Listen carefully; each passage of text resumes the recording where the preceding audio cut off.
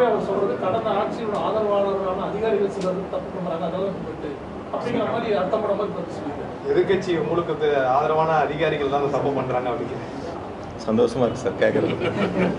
அதாவது என்னன்னு கேட்டீங்கன்னா, அரசு மாறலாம், அதிகாரிகள் மாற மாட்டாங்க, அவங்களே தான் இருப்பாங்க. சிஆ இருக்கட்டும், எஸ்சியா இருக்கட்டும், ஒரு செக்ஷன்லேருந்து இன்னொரு செக்ஷனுக்கு வேணால் பணியிட மாற்றம் செய்யலாமா தவிர அவங்க அந்த மின் வாரியத்தில் தான் பணியாற்றக்கூடிய சூழல் அவங்களுக்கு இருக்குது. அதனால் வந்து எந்த அரசாங்கம் இருந்தாலும் அதே அதிகாரிகள் தான் அங்கே மின் வாரியத்தில் பணியாற்ற போகிறாங்க.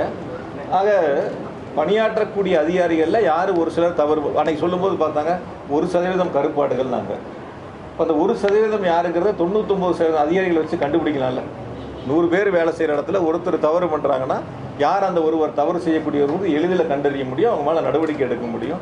அதெல்லாம் வந்து அதாவது என்னென்னா என்ன சொல்லுவாங்கன்னு கேட்டிங்கன்னா, ஆடவே தெரியாதான் வீதி கோணையும் பார்க்கலாம். அது மாதிரி துறை சார்ந்து விவரங்கள் புரிதல் இல்லை, அந்த புரிதலுக்கான அவர்களுக்கு அந்த தகுதியும் இல்லை, அதை மறைப்பதற்கு இது போன்ற கருப்பாடுகள் இருக்கிறது என்ற கருத்துக்களை முன்வைக்கின்றார்கள். நீங்கள் வந்து அடுத்த முறை சென்னையில் கூட சொல்லி அந்த துறை அமைச்சர்கிட்ட ஒரு கேள்வி கேட்க சொல்லுங்கள். இது வரைக்கும் நீங்கள் ஆய்வுக் கூட்டங்களை நடத்துனீங்களா? மின் விநியோகம் சம்பந்தமாக சிஎஸ்சி லெவலில் ஒரு ஆய்வுக் கூட்டங்களை நடத்தி முடிச்சிருக்கீங்களா? அவங்களுக்கு என்ன அறிவுரை சொல்லியிருக்கிறீங்க? நீங்கள் ஒரு பத்திரிகை ரிலீஸ் கொடுத்துருக்கிறீங்களா? இந்த ஆய்வுக் கூட்டங்கள் சம்மந்தமாக இதெல்லாம் அறிவுறுத்தப்பட்டதுன்னு சொல்லியிருக்கீங்களான்னு கேளுங்க. அதுக்கப்புறம் அவங்க என்ன நடவடிக்கை எடுத்துக்கான்னு உங்களுக்கே தெரியும். இருக்கும்போது அந்த மின்மாற்றிகள் வாங்கினதுல ஊழல் நடந்திருக்கு. ஒட்டுமொத்தமாக அந்த கடந்த 5 ஆண்டுகள் இருந்த இதெல்லாமே இருந்த ஆட்சிகள், ஆனால் யாரும் சொல்லி அதை எடுத்துக்கக்கூடிய வாய்ப்புகள் இருக்குன்னு சொல்லி பெயரும் அதில். அதாவது இப்போதான் நீங்கள் கேள்வியில் கேட்கும்போது சில கேள்வியில் முன் வச்சிங்க. அதாவது அரசு இப்போ நாங்கள் தேர்தல் முடிஞ்சு 1 மாதம் ஆச்சு, வாக்கு எண்ணிக்கை முடிச்சு. அதுக்கப்புறம் வந்து இன்னொரு புதிய அரசு வந்திருக்கு. புதிய அரசு வரும்போது சம்மந்தப்பட்ட அதிகாரிகள் எப்படி வந்து எந்த அரசு இருக்கோ அந்த அரசை சார்ந்து வேலை செய்வாங்க. அவங்களுக்கு என்ன நேர்மையான பணிகள் இருக்கோ அந்த பணிகளை செய்ய போகிறாங்க. அப்படிப்பட்ட ஆவணங்கள் வந்து நான் இப்போ சொன்னல, அந்த டென்ட் டாக்குமெண்ட் ஒருத்தர் எடுக்கிறாங்கன்னா அதுக்கு எத்தனை கமிட்டி இருக்குது, அது எப்படி கடைசியாக இறுதி முடிவு எடுக்கிறாங்க, அதுக்கு அனுமதி எப்படி கொடுக்குறாங்கிற வரைக்கும் சொல்லியிருக்கிறேன் நான். அதனால் இதில் அவங்க தவறு யார் வேணாலும் நடவடிக்கை எடுக்க வேண்டியதுன்னா, அதை விட்டுட்டு ஒரு பதட்டத்தை உருவாக்குற மாதிரி ஏதோ ஒரு புதிய தவறுகளை கண்டுபிடிச்சி ஒரு பூதகரமாக ஒரு பெரிய இதை கொண்டு வந்துட்ட மாதிரி ஒரு தோற்றத்தை உருவாக்குவதற்கான முயற்சி செய்கிறாங்க. அந்த முயற்சி ஒருபோதும் எடுபடாது. கோவை விமான நிலையத்தில் இன்னைக்கு வந்துட்டு பார்த்தீங்கன்னா துரை வைகோ வந்துட்டு உதயசூரியன் சின்னச்சிலர் போட்டியிட்டது வந்து துரதிருஷ்டமான ஒன்று அப்படின்னு சொல்லிட்டு விமர்சனம் பண்ணியிருக்காரு. மேலும் வந்து தமிழகத்தில் வந்து சட்டம் ஒழுங்கு ஆக்சுவலாக வந்து பார்த்தீங்கன்னா அவங்களுக்கு டைம் வேணும் அப்படின்னு சொல்லியிருக்காரு. எப்படி பார்க்குறீங்க? இதுவரை எப்படி இருந்ததோ அப்படியே தான் இப்பவும் இருக்குன்னு கடந்த கால ஆட்சியிலே இப்படி தான் இருந்தது, அதனால இப்போ இப்படி தான் இருக்குது, சரி செய்வாங்க அப்படிங்கிறது கடந்த ஆட்சியை சொல்கிற மாதிரி இல்லை. நீங்கள் ஒரு தேர்தலில் கொடுத்த வாக்குறுதிகளுக்கு நீங்கள் கால அவகாசங்கள் கேட்கலாம். மாமே சீரு, அண்ணா சீரு, மகளிருக்கு 2500 பணம் கொடுக்குறேன்னு சொன்னது, நிதி கொடுக்குறேன்னு சொன்னது, இதுக்கெல்லாம் நீங்கள் கால அவகாசங்கள் கேட்கலாம். சட்டம் ஒழுங்குக்கு ஒரு அரசாங்கம் வந்து கால அவகாசங்கிறது நீங்கள் ஏற்றுக்கிறீங்களா? முதல்ல சூலூரில் இப்படி ஒரு துயர சம்பவம் நடந்துச்சு, அதை நீங்கள் மனதார ஏற்றுக்கிறீங்களா? வேறு நீங்கள் கொடுத்த மற்ற வாக்குறுதிகளுக்கு எப்படி வேணாலும் நீங்கள் கால அவகாசம் கொடுங்க, நீங்கள் ஒயிட் பேப்பர் போடுறேன்னு சொல்லுங்கள், நிதிநிலை சொல்லுங்கள், அது வந்து கால அவகாசம் கேட்பதுங்கிறது ஒரு அரசாங்கம் உட்கார்ந்துருக்கு கேட்குறாங்கிறத நம்ம சொல்கிறோம். ஆனால் சட்டம் ஒழுங்குக்கு ஒரு அரசாங்கம் ஏறத்தாழ 20 நாட்களை கடந்து இன்னும் எங்களுக்கு கால அவகாசம் வேணும் என்பது இந்த அரசு மக்களிடத்தில் வாக்குகளை பெற்ற பொழுது சொன்ன வாக்குறுதிகளை நிறைவேற்ற முடியாமல் இந்த அரசு மக்களுடைய நன்மதிப்பை இழந்திருக்கிறது. எந்த இடங்கள்லையும் குறிப்பாக எந்த வேட்பாளர்களும் நீங்கள் கோயம்புத்தூரில் சொல்லுங்கள், 10 தொகுதியில் நின்ற வேட்பாளர்கள் எத்தனை வேட்பாளர்கள் அந்த தொகுதி முழுவதும் சென்று மக்களை சந்தித்து வாக்குகளை சேகரித்தார்கள்? நீங்கள் பார்த்துருப்பீங்க எல்லாரும் கூட. எங்கள் கட்சி வேட்பாளர்கள் இருந்தாங்க, எங்கள் கூட்டணி கட்சி வேட்பாளர்கள் இருந்தாங்க, அதிமுகவில் கூட வேட்பாளர் இருந்தாங்க. அவங்களுடைய தேர்தல் சுற்றுப்பயணத்தையும் உங்களுக்கு வந்த சுற்றுப்பயணம் எல்லாம் வந்திருக்கும். அந்த புதிய கட்சியில் நின்ற சுற்றுப்பயணம் உங்களுக்கு தெரிஞ்சிருக்கு. ஆக மக்களிடத்தில் அவர்களுடைய கொள்கைகளை, கோட்பாடுகளை, தேர்தல் வாக்குறுதிகளை முழுமையாக கொண்டு சேர்க்காமல் ரீல்ஸ் மூலமாக வந்த ஆட்சி இந்த தாவேகா ஆட்சி. அரசு அமைந்த பிறகும் அதையே முயற்சி எடுக்கின்றார்கள். தொழில் முதலீட்டுக்காக இருக்கட்டும், மற்ற நிகழ்வுகளுக்காக இருக்கட்டும், அதே ரீல்ஸ் பயணத்தை தான் முன்னெடுக்கிறாங்க. இது ரியல் ஆட்சி இல்லை, ரீல்ஸ் ஆட்சி தான். நிச்சயமாக மக்கள் இப்போ உணர்ந்துருக்கிறாங்க, இன்னும் போக போக முழுமையாக உணர்வாங்க. கழகங்கள் மறையட்டும் அப்படின்னு சொல்லிட்டு ரஜினி ரசிகர்கள் புதுசாக வந்து ஒரு இதை ஆரம்பிச்சிருக்காங்க. அதாவது என்னன்னா வந்து அண்ணாமலை ஆரம்பிக்கக்கூடிய கட்சி அது ரஜினி ஆதரவோட வந்து தமிழ்நாட்டை வந்து மாற்றம் கொண்டு வரணும். பொறுத்திருந்து பார்ப்போம் சார். அதாவது என்னன்னா தேவை இருக்குன்னு சார், ஒரு விஷயங்கள், திராவிட முன்னேற்ற கழகம் தொடங்கி 75 வருஷம் ஆச்சு. பல பேர் வந்து நான் திமுகவை அழிப்பேன் ஒழிப்பேன்னு வந்தவங்கலாம் அவங்க தான் அழிஞ்சு போயிருக்காங்க, ஒழிஞ்சு போயிருக்காங்க. திமுகங்கிறது ஒரு ஆலமரம். இன்னைக்கு செந்தில் பாலாஜி இருக்கலாம், துரை செந்தமிழ் செல்வன் இருக்கலாம், பக்கத்தில் வந்து தொண்டாமுத்தூர் ரவி அண்ணன் இருக்கலாம், அல்லது வந்து அண்ணன் ராஜீவ்காந்தி அண்ணன் இருக்கலாம், யார் வேணாலும் இருக்கலாம். நாளைக்கு இன்னும் இதை தாண்டி எங்களை போல் இன்னும் ஆயிரக்கணக்கான லட்சக்கணக்கான கோடிக்கணக்கான இளைஞர்கள் இந்த இயக்கத்தில் பணி செய்வதற்கு தயாராக இருக்காங்க. அவங்களுக்கு தேவை அந்த வாய்ப்புகள். அந்த வாய்ப்புகளை எங்களுடைய தலைவர் உருவாக்கிட்டு இருக்காங்க. அதனால் பொதுவாக வந்து இந்த திமுகவை அழிப்பேன் ஒழிப்பேன்னு சொன்னவங்களாம் அவங்க அழிஞ்சு போயிருக்காங்க, ஒழிஞ்சு போயிருக்காங்க.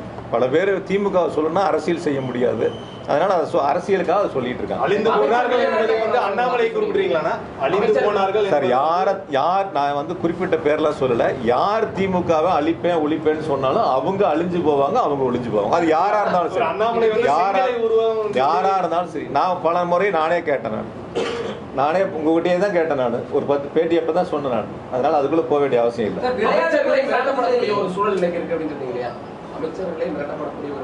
நான் சொல்லலை, அவங்க சொன்ன பதிலுக்கு நான் சொன்னேன். அவர் தானே சொன்னார். அவரு என்னையே மிரட்டி பார்க்குறாங்கன்னு சொன்னால் நீங்கள் தான் சொன்னீங்க. இப்போ நான் அந்த பேட்டியை கூட பார்க்கல. நீ சொன்ன கருத்துலேருந்து நான் சொன்னேன். ஒரு அமைச்சராக இருக்கிறவர் என்னையே மிரட்டி பார்க்குறாங்க அப்படின்னா, இப்போ யாரோ ஒருத்தர் மிரட்டக்கூடிய அளவுக்கு தைரியம் இருக்குன்னா அப்போ சட்டம் ஒழுங்கு எப்படி இருக்குன்னு நீங்கள் பார்த்துக்க வேண்டியதான். கரூரில் வந்து உரிய பாதுகாப்பு இல்லைன்னு சொல்லி வீட்டுக்கு அழைச்சு ஆறுதல் தெரிவிச்சாரு அந்த இறந்த குடும்பங்களை. இப்போ அவங்க ஆட்சி தான் நடக்குது. இது வரைக்கும் ஒரு கரூர் கூட வரல. சார், இந்த கரூர் சம்பவத்தை பற்றி பேசணும்னா ரொம்ப நேரம் அது பேச வேண்டியதாக இருக்குது. எதனால் நடந்துச்சு, எப்படி நடந்துச்சுங்கிறதெல்லாம் முழுமையாக நீங்களும் உங்கள் தொலைக்காட்சிகள், உங்களுடைய பத்திரிகைகள் எல்லாரும் அங்கே இருந்தாங்க, நேரில் பார்த்தாங்க. ஒரு மிக மோசமான ஒரு துயர சம்பவம்.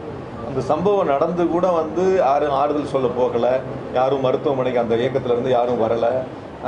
திருச்சி விமான நிலையத்தில் பத்திரிகையாளர் கேள்வி கேட்ட போது கூட அந்த கட்சியினுடைய தலைவர் வந்து பதிலளிக்காமல் உள்ளதான் போனதெல்லாம் நீங்கள் பார்த்தீங்க. அதுக்கு பிறகு கூட இன்ன வரைக்கும் அரசு பொறுப்பேற்று 1 மாத காலமாக வந்து 20 நாளைக்கு மேலே பத்திரிகையாளர் கூட சந்திக்கலை. டெல்லி போனால் எல்லா முதலமைச்சர்களும் பிரதமரை பார்த்தாங்கன்னா பத்திரிகையாளர் சந்திப்புங்கிறது இருக்குது, அது கூட பத்திரிகையாளர் சந்திப்பும் இல்லை. அதனால் இந்த அரசை பொறுத்த வரைக்கும் வந்து நீங்கள் எப்படி கண் கூட மக்கள் எங்ககிட்ட சொல்ல கருத்து என்னென்னா, நாங்கள் நேற்று கூட நன்றி சொல்ல போனோம், மக்கள் சொன்ன கருத்துக்களை பொறுத்து நான் உங்களுக்கு முன்வைக்கிறேன். இந்த அரசை பொறுத்த வரைக்கும் ஒரு வெளிப்படைத்தன்மை இல்லை. இந்த அரசை பொறுத்த வரைக்கும் மக்கள்கிட்ட சொன்ன வாக்குறுதிகளை நிறைவேற்றக்கூடிய ஒரு அரசு இல்லை. எந்த வாக்குறுதி விவசாயிகளுக்கு சொன்னாங்க, 5 ஏக்கருக்கு கீழே இருக்கிற எல்லாத்துக்கும் தள்ளுபடினாங்க, 5 ஏக்கருக்கு மேலே இருக்கிறவங்களுக்கு 50% தள்ளுபடினாங்க. ஆனால் இப்போ வந்து 1 லட்ச ரூபாய்க்கு மேலே வாங்கியிருந்தா 5000 ரூபா தான் தள்ளுபடின்னு சொல்கிறாங்க. அந்த விவசாயி கேட்குறாங்க, நான் 1 லட்சம் கட்டக்கூடியவன் இன்னொரு 5000 ரூபா என்னால் சேர்த்து கட்ட முடியாதான்னு கேள்வி கேட்குறாங்க. நாங்கள் சொல்வது ஒன்று, செய்வது ஒன்றாக இருக்கின்றன. இதுதான் இந்த அரசினுடைய இன்றைய நிலை. இதுதான் மக்கள் வந்து புரிஞ்சிருக்காங்க. எம்ஜிஆர் தொடர்ந்து கிளைம் பண்ணிக்கிறாங்க.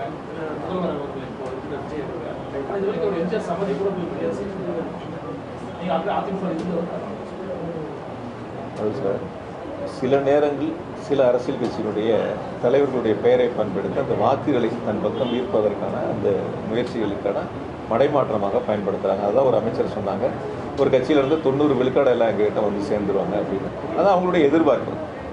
அந்த மாதிரி சொன்னால் கொஞ்சம் பேர் வருவாங்களாங்கிறக்கூடிய எதிர்பார்ப்பு. அந்த எதிர்பார்ப்பு வந்து அவங்களுக்கு எப்படி பூர்த்தி ஆகுறத அவங்க தான் பார்க்கணும்.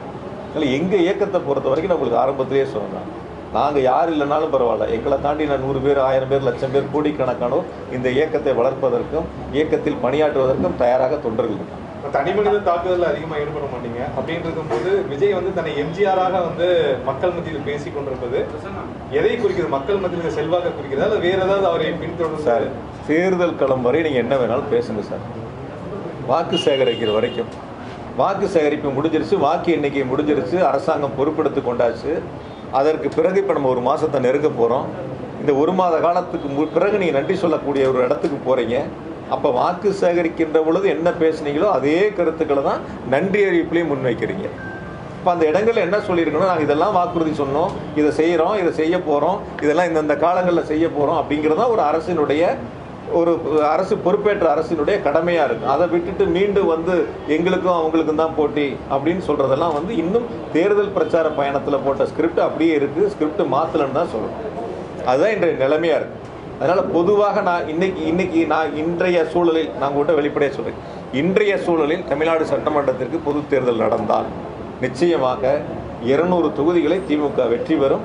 எங்களுடைய தலைவர் அவர்கள் முதலமைச்சராக பொறுப்பெடுத்துக்கலாம். அந்த அளவிற்கு மக்கள்